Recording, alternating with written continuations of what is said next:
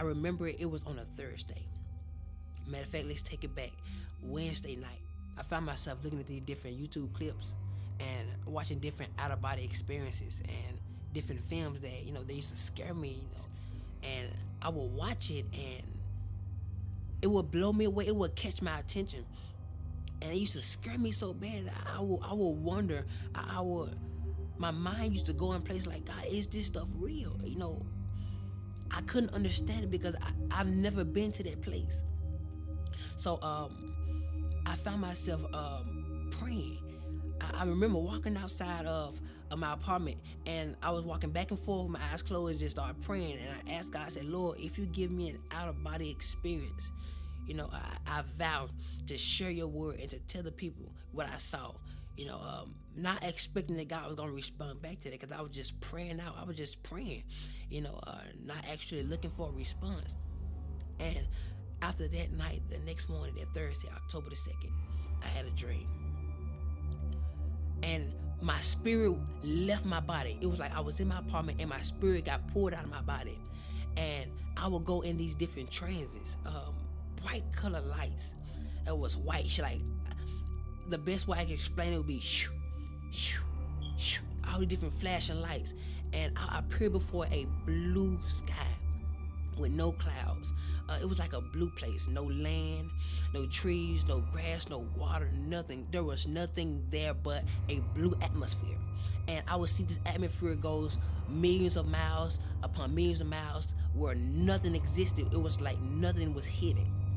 Everything was revealed. Everything was before your eyes. You could see it. And we was in this clear kind of body form, some form of light, as you would refer to a soul or a spirit, and I could see through. It was so transparent, and in front of me was thousands among thousands similar to what I was, and thousands among thousands behind me, and I knew that it was some form of a soul. And in the middle of my chest were seeds, multiple seeds. I didn't know what they were for, and I realized that I was the only being that could actually move out of my place and look and observe, smell, taste, feel. All my senses were active at this point. And so, I began to look around and to observe the things that I saw, not knowing that this was a dream. I thought this was reality. I thought this was actually happening, and I looked forward, and there was this great shadow way in front of me, way at the end of the line. It was like 1,000 people in front of me, and there was a shadow, a great big shadow, but it had no detail. It was like as a vapor, and I could see that it was a shadow of something that was in the front. And I had many questions at this point in this dream, and out of nowhere, I heard these words: "Depart from me." And this galaxy, this portal, I don't know what to call it, on the right side of God, or Jesus Christ, whoever you decide to identify that spot of judgment, on the right side of him, there was this big portal that opened up, and there will be stones of fire. Normally when you get a lighter and you cut it on, try to spark a flame, but instead of fire, it was stones. And they will leak out of this portal, and whoever that guy had said depart from me flew down this place, and the stones were so hot that it would burn everybody outside of that portal. On the left side of our body or our form, it would burn us, and everybody would be like, ooh, like as if it was so cold or so hot. You would tell somebody to close that door, it's too cold. That's how hot it was. And the portal closed. And then he sent them so fast that the screams were late. I would hear, like it was like, depart from me. And it closed up. Then the screams come, and it terrified me. And then out of nowhere, something snatched us up. Like we moved up the line. And I began to think, I didn't understand where we was. I'm like, oh my God, maybe this is judgment. Yeah, I had many questions, and I would hear, depart me, depart me, depart from me, and all these different people will be sent to hell. And the part that scared me the most was the people that were getting judged. You could hear when God was talking to them, and you could hear everything they got judged from. So if somebody went to hell for something that you knew you struggled with in your life, you know where you were going. And so I'm just seeing people go, shoot, sit there, boo, boo. And I'm seeing the flame, and it's just constantly burning everybody outside that haven't been judged yet. And I could hear some of the people talking to God. And I remember there was a woman, blonde hair, and God was talking to her. He said, I'm not judging you for what you put on Facebook, but I'm judging you on how everybody else received it. 300,000 people were led astray by one of her Facebook posts. And he said their blood was on her hands. And out of nowhere, he said, depart from me. And I'm talking about, I couldn't express how powerful his words were. It's as if he said, depart from me, and everything shook. Boom. And she was sent with great force.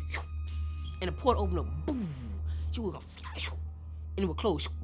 And the screams was so late. It terrified me. People, adultery, fornication, so many different things that I could actually hear. And people in front of me were terrified because a lot of those people were struggling or went through the same situation, and they never repented. So 1,000, 1,000, sent here. They would go, they were flying. They was flying so fast. I've never seen something so fast. And it got to the point where I was next in line, and he called me up, and he started talking to me. And keep in mind that our life held us hand to hand. So anything we did in our life, our life testified against us. So you couldn't lie because your life testified. Say, yes, you did this at this time. Yes, you did. And whenever God would speak to me, you would see a big screen, like you would see as if whatever God says, it comes to life. And so he started talking to me, and he started telling me everything that I could have did better. And at this point, I'm like, okay, God, I could have did this better. I did it. I did okay with it, but I could have did better. So he began to say other things, and he brought up this specific woman. And he asked me, why didn't I forgive her? And he gave me her specific name. I'm not going to say it. He gave me her specific name. And I knew exactly what he was talking about. He asked me, why didn't I forgive her? I said, I did, God. I did forgive her. He said, well, if you forgave her, when you get on the phone and talk to her, why is it that you treat her like the situation happened all over again? And I'm like, God, but I did forgive her. He said, well, if you forgave her, why are those seeds still in your chest? And I looked down. I was like, oh my God. That's what those are for. Those are seeds of what I did in my life.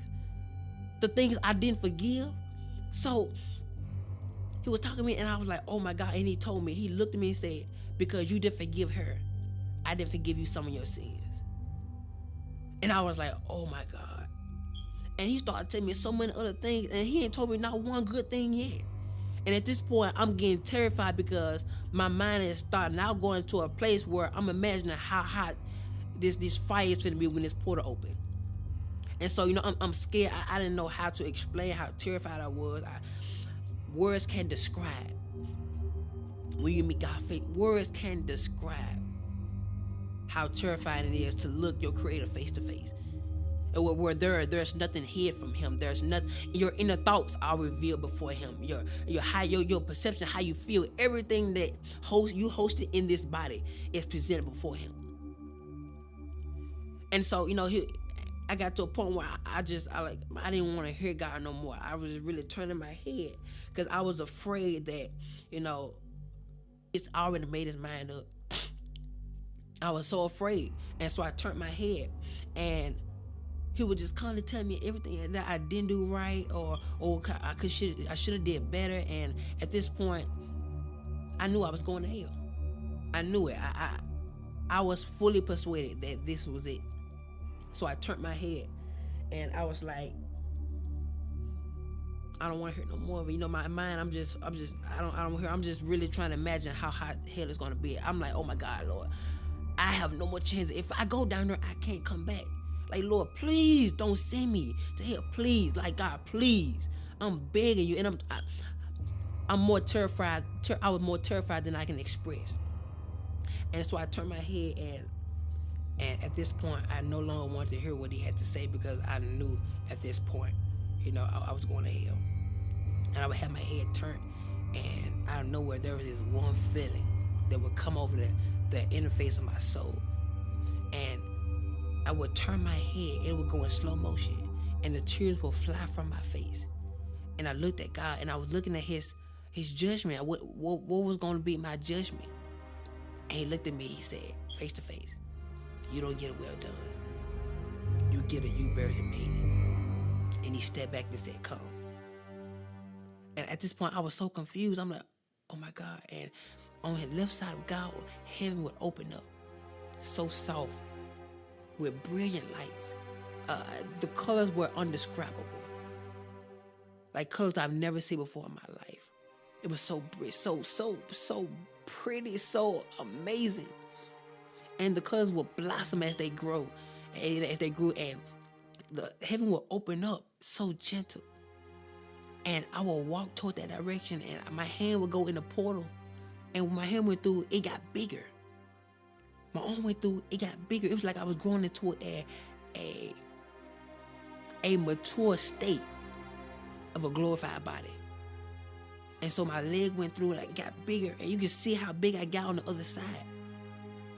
And how my soul was being transformed into a glorified body. And my body would go through it, and only piece that was left behind was my leg. And right before my last foot got in, I woke up. The dream scared me so bad. I was underneath our living room table for hours. I was so terrified. I was terrified to move. I was terrified to do anything, because I was afraid it was going to be added to my judgment. I thought that was the judgment. That didn't feel like a dream. I could feel, I could taste, I could tell you how it made me feel. Everything was so alive in the dream. And at that moment, I was asking God, why did you give me this dream? He said, because I want you to warn my people that the things which you saw are the things that shall be. And I didn't realize that what I prayed for and the vow I made before God, that he was going to fulfill it. Now he's looking for my aim to be fulfilled. So that's why I'm here talking to you right now. Forgive. Let go. I couldn't describe how many people that allow for unforgiveness to grow in them, and it caused a bitterness, which caused them to do things that they got judged for. That thing caused them not to make it to heaven. I was terrified. It was so many people went to hell. And it felt like I was the first one. Like God, it was thousands among thousands of people in front of me. That is scary to me.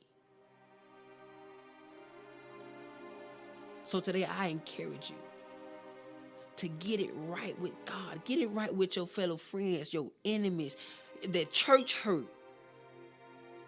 that causes you to attack people in silence. Go get it right. Because hell is not worth it.